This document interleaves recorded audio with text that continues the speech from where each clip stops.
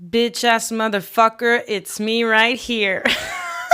Je fais un épisode non scripté. Allez, YOLO. Est-ce que vous avez suivi le drama avec le chanteur Somber?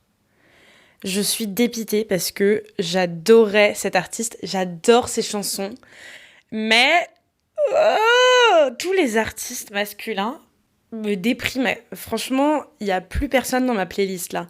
Ils sont tous problématiques. Bien entendu, il n'y a pas de Booba dans ma playlist, il n'y a pas de Nekfeu dans ma playlist, il n'y a pas de L'Homme Pâle dans ma playlist.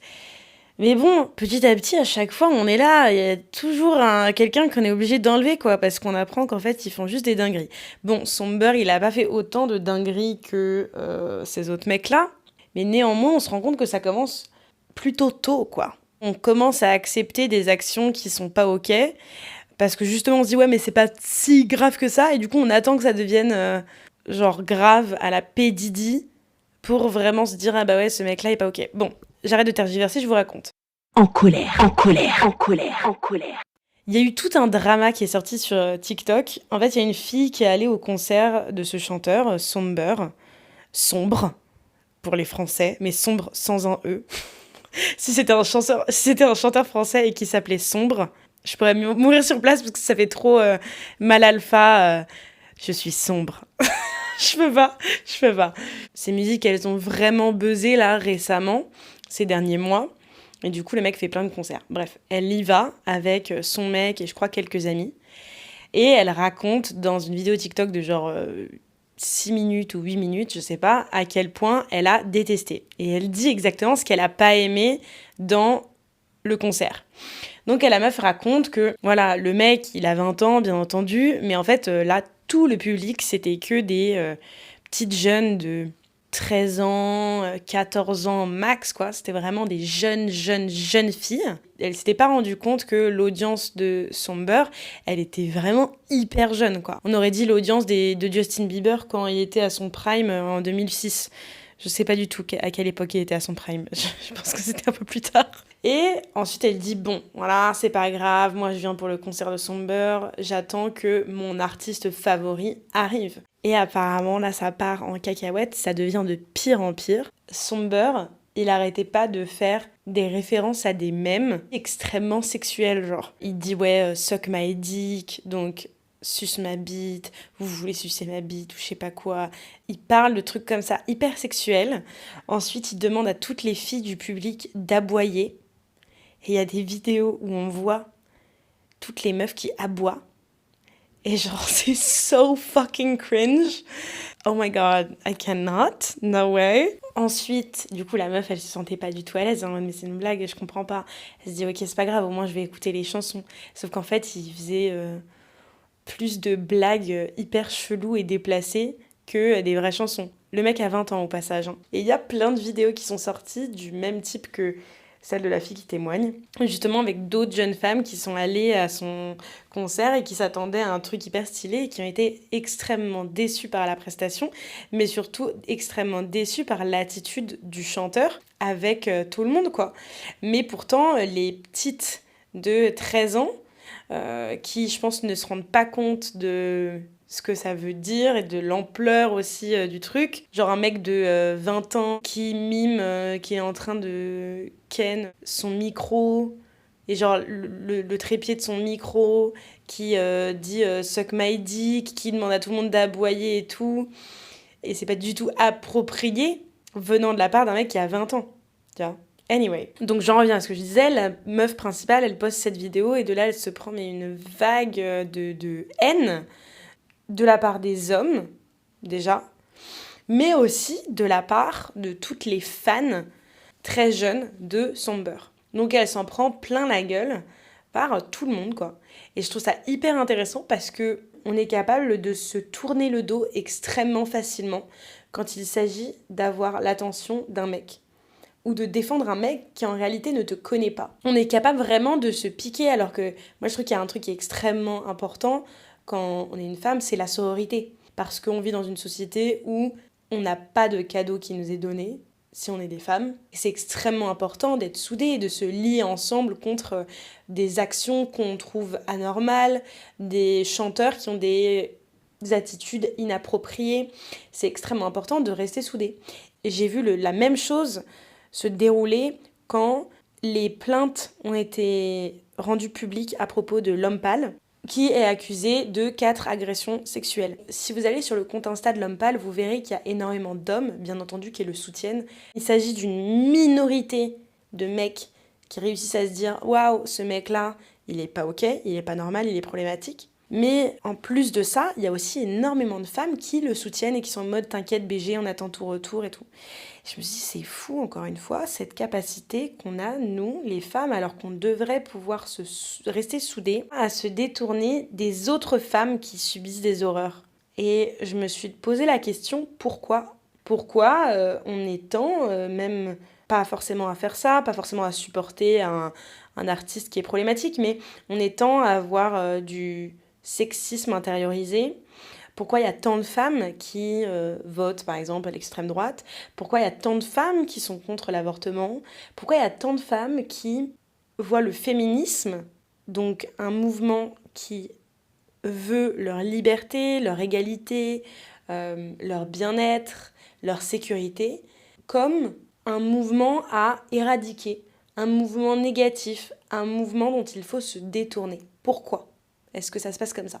J'avais entendu ce truc que j'ai trouvé très intéressant qui disait que quand on fait partie des opprimés, souvent, ça paraît tellement impossible de sortir de cette situation d'opprimé qu'on va décider de jeter les autres sous le bus, si je puis me permettre, jeter les autres femmes sous le bus pour essayer d'être au moins acceptée par l'oppresseur. Donc c'est une autre manière de ne plus souffrir en s'alliant à l'agresseur. Parce que quand on s'allie à l'agresseur, on n'est plus pointé du doigt. Les femmes qui s'allient au patriarcat ne sont plus pointées du doigt par le patriarcat. Parce qu'elles font partie justement du système. Je pense qu'il y a ce truc inconscient chez beaucoup de femmes qui est de trouver un autre bouc émissaire pour être sûr que ça ne va pas être elle-même le bouc émissaire. Il y a énormément de femmes qui sont les premières à avoir des critiques désobligeantes sur le physique de quelqu'un, qui sont les premières à dire que telle femme qui porte plainte pour agression sexuelle, elle ment, que telle femme qui avorte, c'est une criminelle.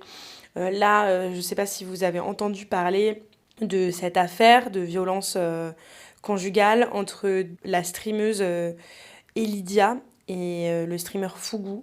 Alors moi, je ne les connais pas, jamais regardé, ça me parle pas, mais je suis ce qui se passe sur les réseaux. Il y a beaucoup de personnes qui parlent de ça d'ailleurs comme un drama et ça me dérange énormément parce qu'on parle d'une affaire de violence conjugale et on voit qu'il y a l'opinion qui est vraiment scindée en deux et de ce que je vois, il y a une majorité de personnes qui soutiennent le mec, Fugu, parce que il a fait une vidéo où il s'expliquait, et ces explications sont parues très logiques aux yeux de la grande majorité des gens, parce que apparemment, Elidia, elle aussi, elle était violente, Elidia, elle aussi, elle a fait ci, Elidia, elle aussi, elle a fait ça.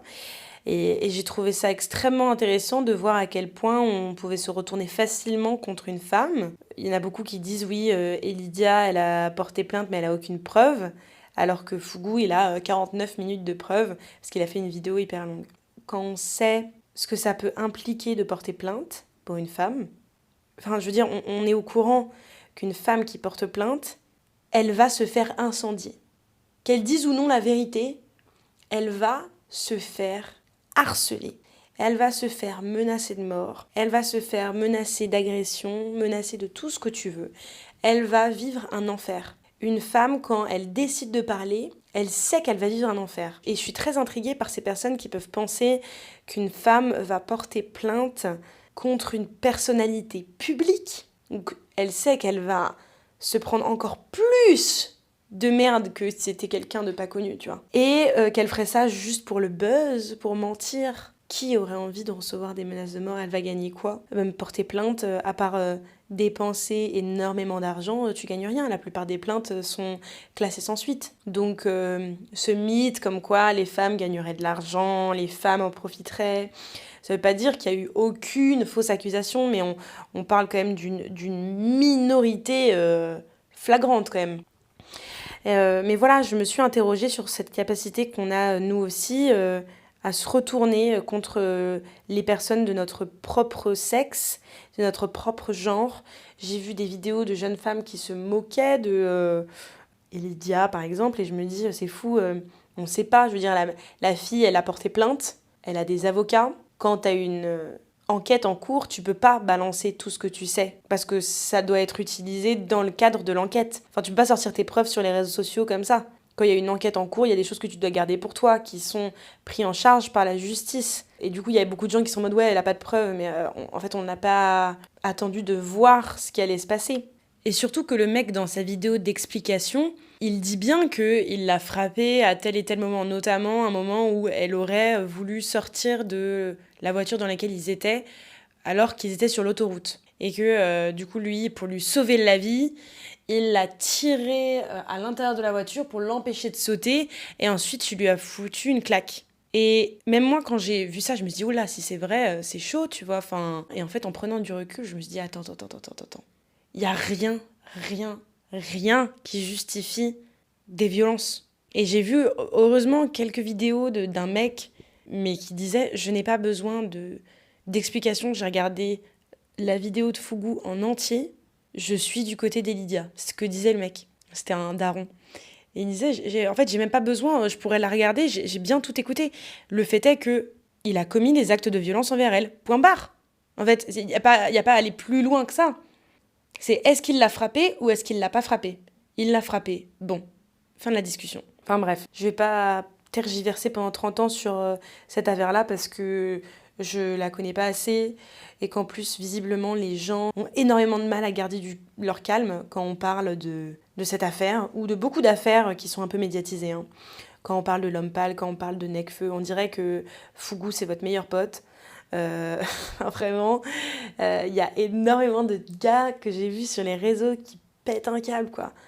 On dirait c'est votre meilleur ami, il a donné à manger à toute votre famille pendant des années, on dirait que c'est lui qui paye vos factures d'électricité et qui sont incapables juste de se poser la question. Moi, je sais vraiment pas ce qui s'est passé, je pourrais même pas avoir l'audace de dire que je connais, mais il y a une différence entre de la violence qui vient en réponse à une oppression et de la violence qui est totalement injustifiée.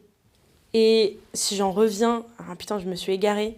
Mais si j'en reviens au chanteur Somber, après qu'il y ait eu cette vidéo de cette jeune femme qui avait dit qu'elle était allée à son concert et que vraiment elle n'avait pas aimé, et toutes les critiques qu'elle avait pu faire aussi, lui fait une vidéo. La vidéo est tellement cringe que je me suis désabonnée de lui et que j'ai enlevé ses chansons de ma playlist, pour vous dire. Lui fait une vidéo et vraiment la seule chose qu'il a retenue, c'est ouais, tu critiques que je suis un mec avec une audience jeune, mais bah t'avais qu'à réfléchir, j'ai 20 ans et tout. Je veux dire, si les gens de 25 ans, ils sont pas au courant que je suis quelqu'un de jeune, qui viennent pas à mes concerts un peu. Enfin, c'était un peu la DA. Et il y a plein de gens qui l'ont trop mal pris parce que du coup, il est là, il critique les gens qui ont 25 ans. Et je suis là en mode, t'es plus proche de nous que les minettes de 13 ans, quoi. Donc, on n'est pas non plus des fossiles. Enfin, tout va bien se passer, quoi. Mais vraiment, il a aussi une capacité qu'ont beaucoup de célébrités à ne pas adresser... Là, je vais faire une traduction purement anglais. Adresser l'éléphant dans la pièce. Address the elephant in the room. Genre, il y a littéralement un truc hyper important là, dont on a parlé, c'est le fait que tu sexualises des jeunes mineurs qui ont à peine 13 ans, que tu dises des dingueries devant elles à un concert, et ça, du coup, t'en parles pas. Et lui, il dit juste, juste je fais des blagues, si t'es pas au courant, je suis juste un jeune et tout. Donc, t'avais qu'à te renseigner pour savoir que ma communauté était jeune. Si ça te plaît pas, tant pis pour toi. Enfin, c'était un peu le truc. Et du coup, il y a plein de gens qui ont répondu, du coup, t'es au courant que ta communauté, elle est extrêmement jeune, et tu continues à faire des blagues genre suce ma bite. C'est ça le problème. En réalité, le problème, c'est pas que les gens qui viennent te voir aient 13 ans. Ça, limite, ça a pu la surprendre, mais c'est pas un problème vis-à-vis de toi. Le problème vis-à-vis de toi, c'est que t'as 20 ans et que tu es au courant que toutes les personnes qui viennent te voir ont 13-14 ans et que t'as un comportement qui est archi border. Et vraiment, il en parle pas. Tout comme il y a plein d'artistes qui parlent pas. Le problème, c'est ça. Genre l'homme pâle, on est en mode... Le problème, t'as agressé les gens. oui, mais moi, et puis elles sont venues dans ma chambre d'hôtel, machin. C'est pas la question. C'est pas la question. Il y a plein de gens qui sont en mode ouais, mais du coup, t'es au courant, tu vas dans la chambre d'hôtel. Mais je suis censée avoir la possibilité d'aller dans la chambre d'hôtel de la plus grande rockstar. Et que si j'ai pas envie, qu'il aille fermer son fucking froc et que je puisse m'en aller en fait. Apparemment d'ailleurs, l'homme pâle, du coup, d'après les témoignages des filles, lui il disait non, mais quand vous dites non, on sait bien ce que ça veut dire et tout. On s'en fout qu'elle soit mise en culotte, on s'en fout qu'elle t'ait chauffée. Et les gens utilisent un peu cet argument-là au lieu de parler du fait, quoi. Venons-en au fait. Le fait est qu'elle a dit non et que t'as continué. En fait, on a le droit d'aller chauffer qui on veut et de rentrer chez nous après, genre. Y a une de mes sœurs qui m'a dit ça une fois, ou même plusieurs fois, je crois. On a le droit de sortir, d'aller danser et ensuite, au revoir. Juste pour le kiff de draguer quelqu'un, quoi. En fait, on ne doit pas du sexe à qui que ce soit. Sauf que le problème, c'est que y a beaucoup de mecs qui pensent que si. Que si on se chauffe, c'est pour quelque chose. Non, c'est juste une finalité en soi. Pareil, non, c'est une phrase en soi. J'ai pas besoin d'expliquer. Et c'est censé être ok, bah ciao, c'était cool, au revoir.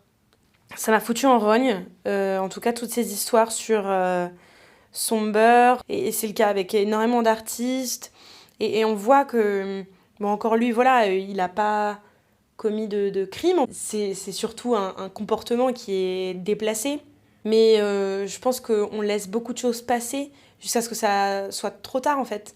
C'est comme toutes ces femmes qui vont aller voir la police parce qu'il y a telle personne qui a un comportement déplacé et bah, un jour, elles font un signalement, 2 signalements, 3 signalements et ensuite c'est trop tard et la meuf s'est fait tuer, tu vois. Et aussi le fait de se retourner contre les personnes de notre propre groupe pour ne plus être opprimées.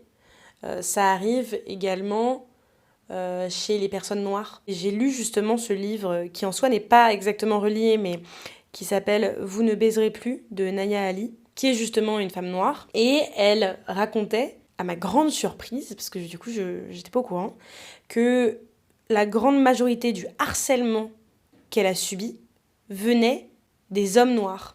Venaient des personnes qui, elles aussi, étaient opprimées à cause de leur couleur de peau. De la même couleur de peau qu'elle, en plus. Ce truc-là, il n'y a pas vraiment de conclusion autour de ça, mis à part que je trouve ça extrêmement intéressant. Et que ça montre à quel point le patriarcat, il est rentré dans notre cerveau si fort qu'on en vient à se retourner contre nos propres alliés pour ne pas souffrir.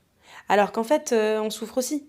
Mais c'est histoire de trouver une sorte de confort dans notre souffrance. Imaginons, le patriarcat nous donne de la nourriture. Les gens qui luttent parce que ils vivent une vie injuste, eh ben on leur donne plus rien, on leur donne plus aucune nourriture. Donc t'as vraiment énormément de souffrance, mais tu sais que tu luttes pour la bonne cause. Et ensuite, les personnes qui s'allient au patriarcat, eh ben on leur donne des restes. Au moins, ils ont de la nourriture quotidienne, mais c'est des restes.